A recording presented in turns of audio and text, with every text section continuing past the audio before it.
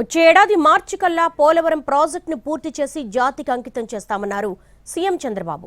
పోలవరం నుంచి నల్లమల సాగర్కు నీరు తరలిస్తామని స్పష్టం చేశారు.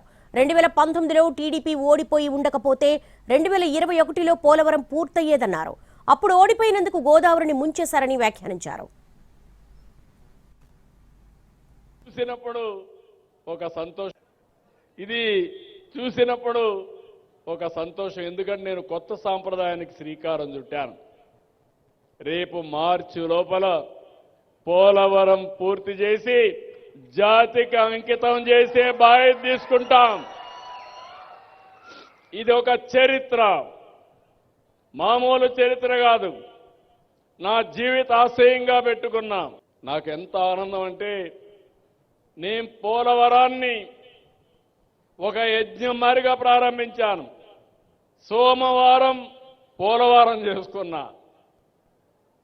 2019లో ఓడిపోకపోతే 2021లో పూర్తి అయిపోయేది. ఇప్పుడు ఏమైంది? పోలవరం గోదావరిలో ముంచేశారు. అప్పట్లో మళ్ళీ వచ్చాం. 4,400 కోట్ల రూపాయలతో పనిచేసినటువంటి డయాఫామ్ వాళ్ళు పోతే నేను వస్తానే మళ్ళీ కేంద్రం కూడా ఒప్పుకొని 1000 కోట్లు పెట్టి మళ్ళా డయాఫామ్ వాళ్ళు కట్టాం. ప్రాజెక్టు కాస్ట్ పెరిగింది, అయినా కూడా పూర్తి చేస్తున్నాం. తెలుగు జాతి మధ్య అనవసరంగా విద్వేషాలు ఎందుకన్నారు CM Chandrababu. Rayalaseema lift irrigation పై ఇప్పుడు ఒక పెద్ద వీరుడు బయలుదేరాడని బాబు వ్యాఖ్యానించారు. నీళ్లు కావాలా, గొడవలు కావాలంటే మాకు నీళ్లొద్దు, గొడవలే కావాలనే రకం వారని కామెంట్ చేశారు. తెలుగు జాతి మధ్య విద్వేషాలు పెట్టుకుంటాం. నీళ్లు సముద్రానికి పోతున్నాయి. ఇప్పుడు పెద్ద వీరుడు బయలుదేరాడు. రాయలసీమ లిఫ్ట్ ఇరిగేషన్ అంట.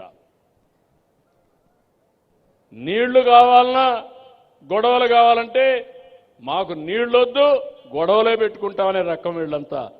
నేను ఒకటే చెప్తున్నాను, నాకు కావాల్సింది గొడవలు కాదు, నా జాతి ప్రయోజనాలు, తెలుగు జాతి ప్రయోజనాలు, నన్ను ఎన్నుకున్న ఆంధ్రప్రదేశ్ రాష్ట్ర ప్రయోజనాలు ఎట్టి పరిస్థితిలో ముందుకు తీసుకుపోతానని మరొక్కసారి హామీ ఇస్తున్నా.